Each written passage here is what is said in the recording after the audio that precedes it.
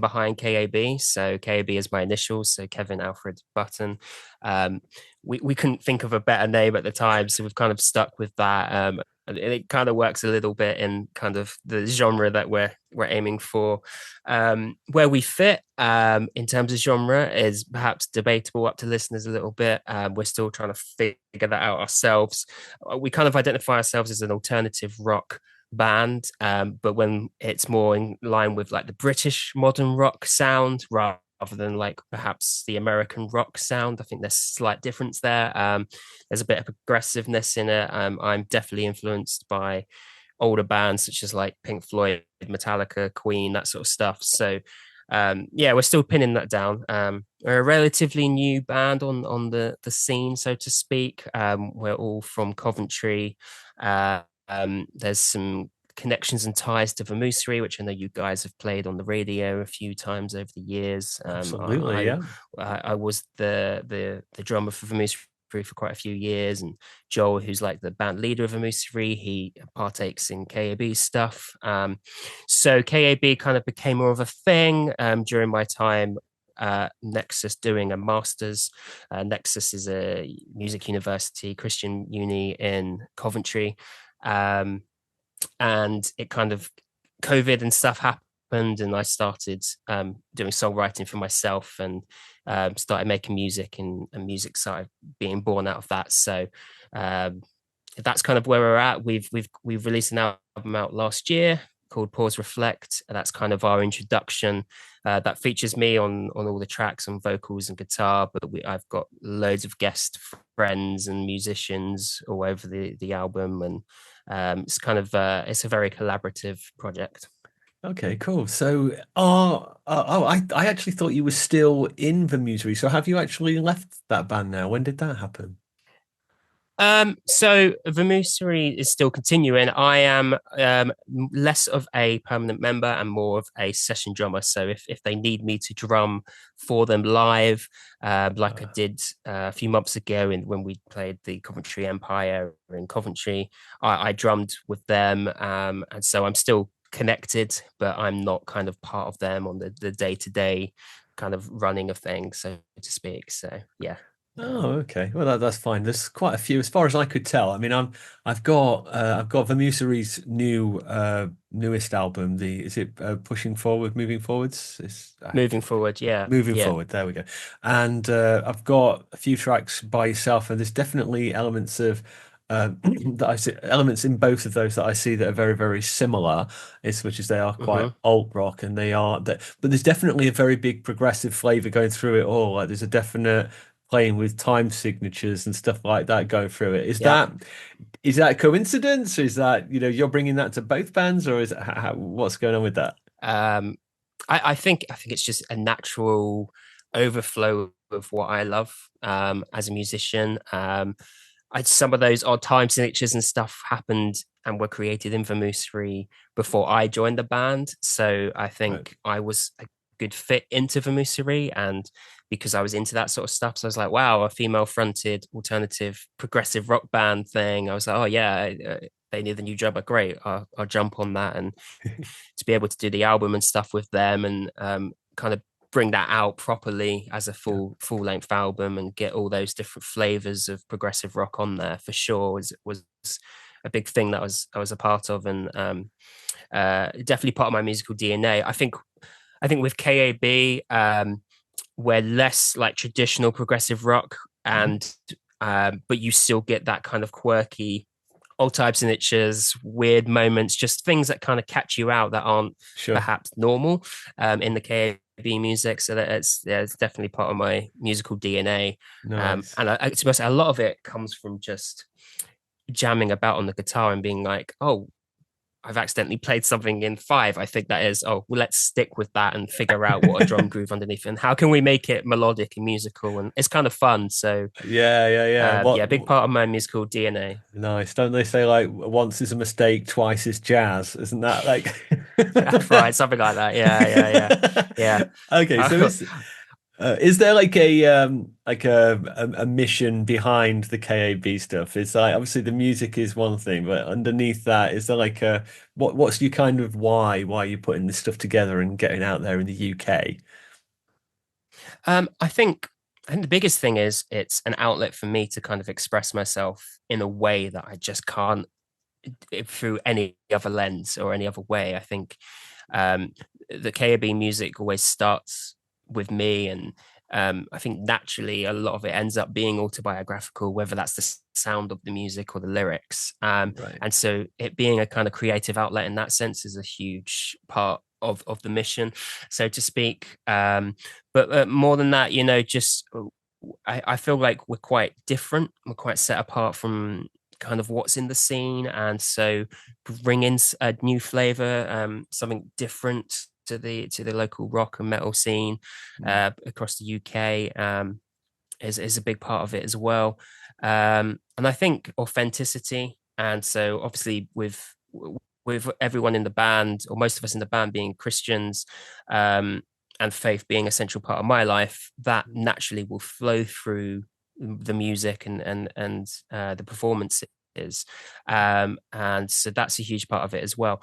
But also, I feel like the music and the performances kind of reflect kind of where I'm at with aspects of my faith as well. So it's definitely about being authentic in that, and about sharing where we're at with that as well. Yeah. Okay. Hey, this interview was recorded for the UCB1 Rock Show, the only place on national radio in the UK currently playing Christian hard rock and heavy metal. If you want to tune in, even if you're outside of the UK, why don't you go check out the information in the first pinned comment and the description below. Okay, let's get back to the interview. What kind of themes and stuff are you touching on the stuff that you're writing at the moment, and how do you where do those themes come from? Are they the kind of coming from like stuff you've heard in like church, or just more in stuff that's happening in your life? Yeah, just maybe explore that a little bit for us, would you? Yeah, sure.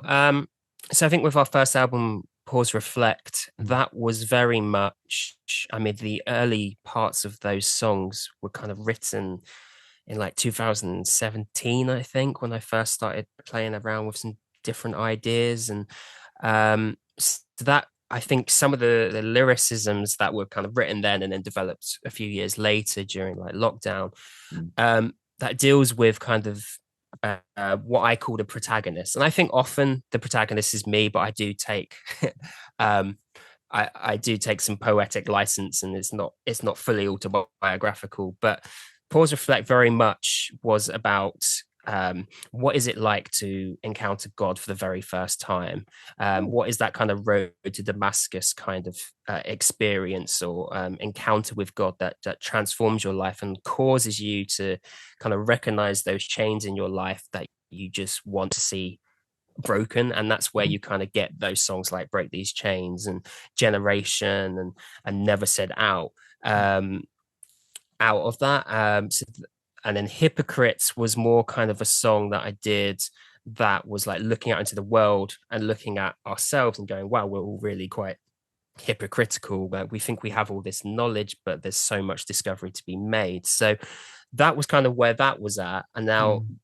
this next stuff moving along, I'm dealing with a lot more kind of questions. Kind of Okay. what happens when you get to the point in your faith or in your life where you just have all these questions, and what maybe one theological stance that made sense, 2 years ago just Mm. doesn't sit well with you in the same way. Mm. How do we deal with that, and how do I write songs about that?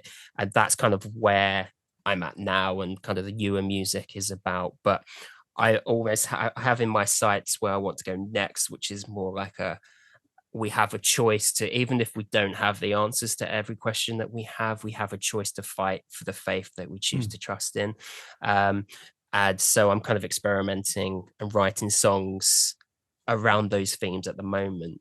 And I guess Okay. it depends on the day and how the day's going, whether it's more based around the questions or most based around like, I'm fighting for this faith, I'm not going to let it go, Right. based on X, Y, and Z. So Mm. yeah, they're So the main themes at the moment. So obviously going to a kind of a theological music college, I'm assuming that like a good percentage of your time at that college is going to have been to do with actually music, writing music, performing music, all of that kind of stuff. But then also there'd be another good percentage of that, which is going to be like actually Bible studies and learning and growing deeper in your faith and Yeah. that kind of stuff. So I would assume that throughout that time, your faith would develop and kind of grow. So you would look back on maybe previous thoughts that you had and think, oh, maybe that was a bit underdeveloped, or I wasn't quite Yeah. right there, and wanting to do something from a different angle in future. Have you found Yeah. anything during those kind of studies as you've gone deeper into the faith and studied it further that you've thought,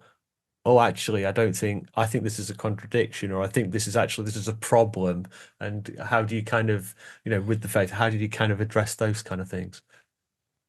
Yeah. Good question. I would start simple while the back of my mind tries to think of another one. But I think a huge revelation for me quite early on when I went to Nexus was a kind of a flip of what worship is. I think I kind of grew up a little bit think in a kind of a culture where Mm, worship in a corporate setting was always about what can I get out of the service? mm, What is God saying to me? mm. Oh no, I don't feel right. And it being very like me centered Yes. and I think one of the biggest initial 180s that took place was kind of just that understanding that my true and proper worship is a sacrifice of me and my body and myself, and it extends beyond the four walls of church. So Mm, that was a massive revelation for me. I think, and I think being in that culture where we're learning so many different theological positions, and suddenly mm, like this idea of the sovereignty of God and the supremacy of God, and how much, and the different kind of theologies that we looked at around that, like what you've got Calvinism one end, and yeah, you've got like Arminianism in the middle, and yeah. um the other one that I've forgotten Molinism? off the top of my head. Molinism? Yeah, that sounds about right. What's the Rob Bell one? I Rob can't. Bell, isn't he the Uh, progressive Christianity guy? Or am I thinking of yeah, getting the yeah. wrong? Well, relatively progressive, Yeah, at I'm least not in too this sure. stance. Right. Um, they're really like really tough subjects, Oh and yeah. I remember being at the time it being like just easy to accept like Calvinism as a concept to kind of move on, but then as that kind of sat with me, it's just like, Mm, well, what are the consequences of believing that? And yeah. I'm really battling that out. And I'm not I don't I'm not I'm definitely wouldn't class myself as like a full Calvinist anymore, but initially I Mm, think it's taking it as a yes and going, yeah, that's kind of what I choose to believe. And then you do a yeah. bit of life, and reality of life comes Mm, in, and you start befriending these other people who have this experience of church, or sure, this yeah. person who's not a Christian who's had this hard journey of life. And then you go, oh my gosh, there's a gravity there under my Yeah. theology that I'm not quite sure where Yeah, that yeah. sits anymore. And you have to grapple and wrestle. And I think in the last few years, there's been a lot of grappling and wrestling sort of post Mm, university and post Bible study, and some of that mm. being unraveled. And I wouldn't, not don't really want to use the word deconstructed because that has many connotations in this day and Lot of age. But baggage. Lot of baggage. yeah, right, yeah. Yeah. But it's I I think think what you're those saying. things come to mind. Yeah, for sure. I mean, I think it's like, you have to kind of you have to work out your faith with fear and trembling, don't you? And it's like working it out, understanding how this thing that we're learning about it applies, the application to our lives. I mean, I appreciate that. And certainly when I mean, I'm well newer to the faith than you are, I'm assuming. I mean, I was 37. It's like about 8 years ago that I kind of came to this thing. And I found Yeah, cool. that you know, you're on fire at the start and you're really super like, yeah, Christianity.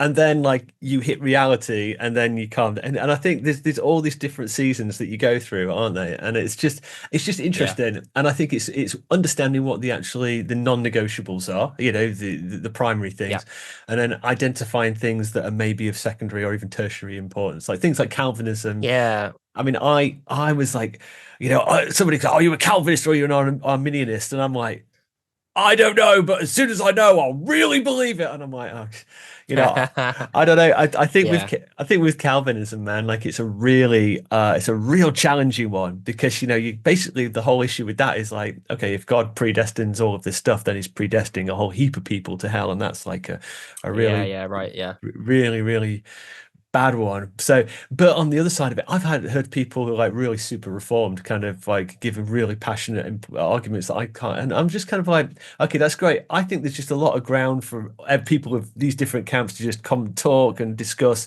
but then understand we can all come together and hold hands around the actual gospel. Yeah. And I think that's kind of the important thing for me. Yeah, and I think I have a lot more grace in myself these days for not for myself, but for other people in their journeys of unlocking this stuff, because No. it's not simple. It's not simple stuff. Yeah.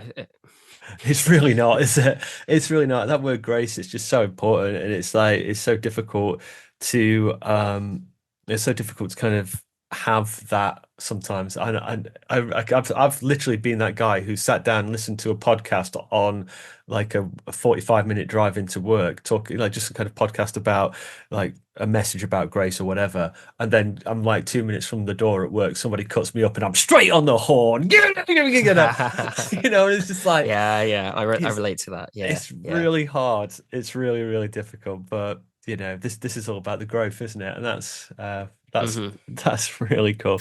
Hey, real quick, if you're having a good time today, please remember to hit that thumbs up button and leave us a comment below. It really helps this to get shared out to more people. And if you really want to help do that, why don't you share this video with a friend or drop it in a social media group of choice? Okay, let's get back to the interview. Okay, so Break These Chains. That song is an earworm. It really, really is. And can you like talk into that song a little bit for me? Was it actually based around any specific like story in the Bible, do you think, or whatever? And how did you manage to take a message like breaking chains and not make it sound super cliched? Because basically all songs in the Christian world have breaking chains in it. It's just like yeah, sure. Again, I think so. Most of my songs are prayers, really. I think the one exception is The Prisoner's Voyage, which is kind of a narrative song that's based on a story that I wrote that's loosely itself based on Acts 27 and 28, where Paul's on the shipwreck to Rome and he's a prisoner. And it ends up that the prisoner, ends up leading people to safety, even though he knows he's on the voyage to Rome to eventually be beheaded a long time later. And I found that fascinating, and so writing about that was easy. But when it comes to like, Break These Chains, it was looking out into the world and seeing Babylon basically and going, oh my gosh, like there's the Tower of Babel, there's the cultures of Babylon and this thing, and I see how that's creeping into my life. I can see how it's part of my lifestyle, and I want to write a song that asks for help with that, that brings revelation to that. Drowning under the waters of the pressures of life, the societal pressures we each place on ourselves and society places on ourselves to conform to be a certain thing in a certain way, and that in itself being a chain that holds us. Addictions as well, a huge part of many people's lives in different many ways, and how that can often put a stop to our growth. So there's absolutely the Bible's in it, but it's not based on one specific story. It's very much a prayer of God, please break these chains that bind us. We can see the land of milk and honey over there. I can see the person you're calling me to be, but I'm kind of overwhelmed with Babylon and this world of temptation around me that I'm trying to walk through and stay the straight and narrow path, but that's not easy. So here's a song, God, that is each time it's sung, it's a prayer to you to be like, break the chains in my life that hold me from you, but also break the chains in the people's lives that are currently, I don't know, listening to the song over the radio, over Spotify or whatever, or at a gig with us, Yeah, I mean that's great. I mean, it's like Jesus said, that you've heard it said, hate. Sorry, yeah. When you're saying like, pray for those who love, but hate your enemy or whatever. But I'm telling you to, but I'm absolutely butchering it. But you bless the ones, and you pray for those who hate you. It's that thing, isn't it? So it's like you're actually a prayer for the people who are out there outside the faith, and that's a really positive thing to do. Yeah. Absolutely. I think that's really, really cool. And it's a real it for me when I was outside of the faith, it's like there's nothing wrong with the world. Well, it's absolutely fine, and everything's absolutely normal. And it's only when you start to look to the biblical principles and just try and say, okay, well, this is the objective standard of what is right, and I need to conform myself to that. It's only when you start to try Yeah, and right. Yeah. deny yourself some of these things of the world, you realize, oh crikey, it's everywhere, and it's just suffusing every part of your body. It's like, come on, you can't. Yeah, yeah. It's just Exactly. Yeah. so difficult. It's so difficult. And then when you were saying, right, bringing it right back to the start, when you were saying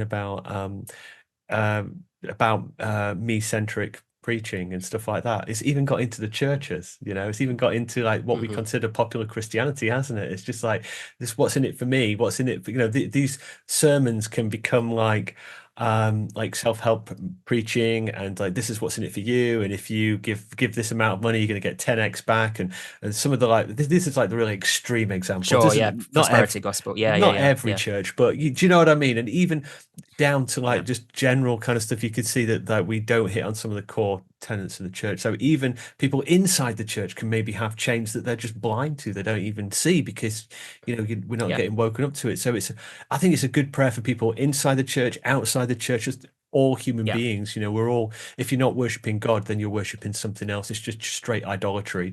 Let's Yeah. Yeah. identify these strongholds and break them down. And then I think that's a message in a song right there, isn't it? It's awesome.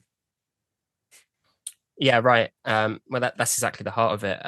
But I also it's a prayer on behalf of myself as well, and because I Mm. recognize the amount of times that I have failed. 1,000 times have I failed at this thing or whatever.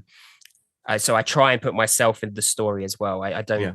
I don't see K.A.B as like a band that goes out and preaches to the world and tells the world how evil they are and how Mm. better we are. And it's a part of this life's journey of being in a faith in a Mm. world that contradicts that faith, and being like, I empathize with where you're at. Yeah. Here's how I see it. Here's my struggles. Like even hypocrites. It's like, Mm. so my first draft for my song Hypocrites in the chorus was a bit more direct from the Bible, like you hypocrites, you vipers.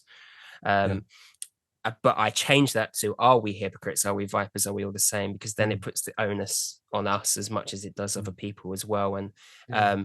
it's suddenly not K.A.B playing at a gig and calling everyone in the room, hypocrites, and us Yeah. judging them, but it's actually we're all quite hypocritical people Yeah. in what we do and what we say, Mm. and how we treat one another. Mm. We're part of that journey and bettering ourselves to not be so hypocritical. And so I try and Mm. always write from the heart first and put myself in the story to kind of to recognize that I'm part of the journey as well, rather Yeah. than us kind of That's preaching. awesome. So one of my favorite Yeah. preachers to listen to online is Bodie Barkham. I don't know if you've seen him, but whenever he delivers some really hard messages, like really, really direct, challenging stuff, which I think is like needed. It's needful at times. But he's really, I don't know if I'm noticing it right, but it seems like every time he delivers a message about like you're doing something wrong or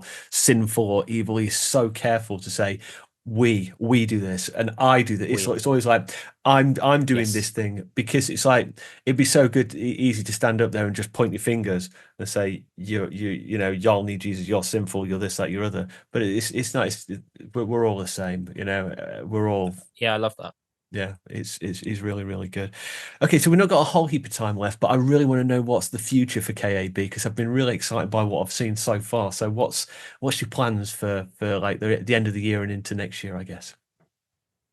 Yeah, so kind of working on more new music at the moment. Mm. We dropped a new single, Wave After Wave, which you guys have spun a little bit on the rock show, which is amazing. Thank you. Mhm. We dropped that in August, and that kind of maybe hints a little bit where we're going musically. So we're a little bit heavier this time. I won't go as far to say we're metal, but there's definitely some of that metal approach to our playing. There's definitely a bit of thrash metal and breakdowns a little bit here and there. But again, still the melody, still that little bit of quirkiness is still all there. So yeah, really, really happy with how Wave After Wave has come out. And I think it's a huge leap in quality above the other stuff. Not as I love those songs and they're a huge part of our live shows and everything, but I'm excited for where we're going. So kind of, as I said, like the question and fight theme, that's very much on my mind at the moment with creating this stuff. So probably for the rest of the year, pretty much working on that. Definitely do some more live gigs. We're generally fairly local at the moment to Coventry, Birmingham. We did a Leicester show not too long ago, which was fun with a few other guys. Cool. We Are Revival guys, if you know them. Sorry, who? That was a lot of fun. We Are Revival. Oh yes, yeah. I know We Are Revival. Yeah. They're something to do with Matt McKay's, aren't they? Over that way. Is that right? Yeah, they're connected to. Well, I think Davey at least is connected directly to the Rev guys. Yeah, they've definitely played Rev a few times. Yeah. We did a gig with them actually, which was fun. Cool. So yeah, probably a few more gigs for the rest of the year, and also finding out where we fit, because I feel in one sense we sound like Biffy Clyro, so we're not. It's almost like we're not heavy enough for the kind of Christian metal movement that's happening in the UK, but we're not soft enough for kind of like standard Christian radio rock or whatever. So it's like it's quite an interesting time. But yeah, the priority is kind of new music and being creative. But when we put on a show, it's always very energetic, very, very fun. We're starting to play some new songs that haven't been heard before live as well. So we did a new kind of intro and things live. Okay. So yeah, much more of that. Hopefully, I don't want to promise anything, but maybe at least one more single by the end of the year, kind of leading up to the next batch of stuff, perhaps. Yeah. Wow. Okay. Well, that sounds absolutely fantastic. I mean, I don't care how heavy or light you go, you have always got a place on the UCB1 Rock Show. So, Kevin from K.A.B, man, thank you so much for spending the time with us today. No worries. Thanks for having us. Or me. So that is Kevin from K.A.B. Hope you've enjoyed meeting him today, and if you want to find out more about him, his music and all of the new stuff coming out in the new year, head down to the description where I will have linked all of his socials. If you've had a good time today, please do hit that subscribe button and come back next week when I'm going to be introducing you to Sean Green, the frontman from the amazing Christian hard rock band Behold the Beloved. Until next week, look after yourself. I'll see you later. Goodbye.